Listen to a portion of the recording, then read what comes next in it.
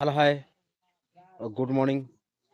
ପୁଣି ଏକ ନୂଆ ଭିଡ଼ିଓରେ ମୁଁ ସ୍ୱାଗତ କରୁଛି ଆପଣମାନଙ୍କୁ। ତ ଆଜି ହେଉଛି ଜାନୁଆରୀ 14।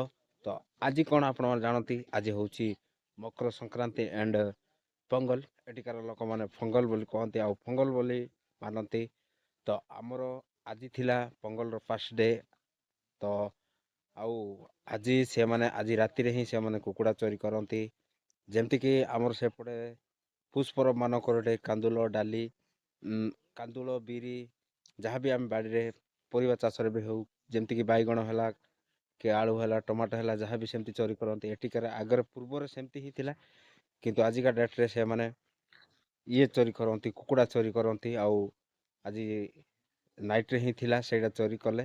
ତ ସେମିତି କରି ମାନନ୍ତି ଏମାନେ। ଆଜିଠୁ ଫାଷ୍ଟ ଷ୍ଟାର୍ଟିଂ ଫେଷ୍ଟିଭାଲ୍, ଯେମିତିକି ଆଜି ହେଲା ଫାଷ୍ଟ ଡେ, ତ କାଲି ନେକ୍ସଟ ଡେ ଆଉ ଥାର୍ଡ଼ ଡେ 3 ଦିନ ରହିବ। ସେଇଗୁଡ଼ାକ ନାଁ ତ ମୁଁ କହିପାରିବି ନାହିଁ, ଜାଣିନାହିଁ, କିନ୍ତୁ ସେମିତି ହିଁ। ତ ଆଜି ରାତିରେ ସେମାନେ ଆଜି ପିଠାପଣା କରିବେ ଆଉ କାଲି ସେମାନେ ପୁରା ନୂଆ ନୂଆ ଡ୍ରେସ୍ ପିନ୍ଧିବେ ଆଉ ନୂଆ ନୂଆ ବନ୍ଧୁ କୁଣିଆ ବି ଯାହା ବି ଆସିବେ, ଯେତିକି ସମ୍ପର୍କୀୟ ଅଛନ୍ତି ସେଇଟା ତ ପାରମ୍ପରିକରେ ଅଛି, ସେଇଟା କରନ୍ତି।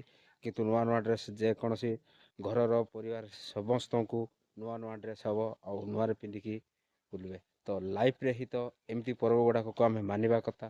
ତ କାହିଁକି ନା ଜୀବନଟା ହେଉଛି ଗୋଟେ, ତ ଆଜି ଅଛି କାଲି କି ନାହିଁ।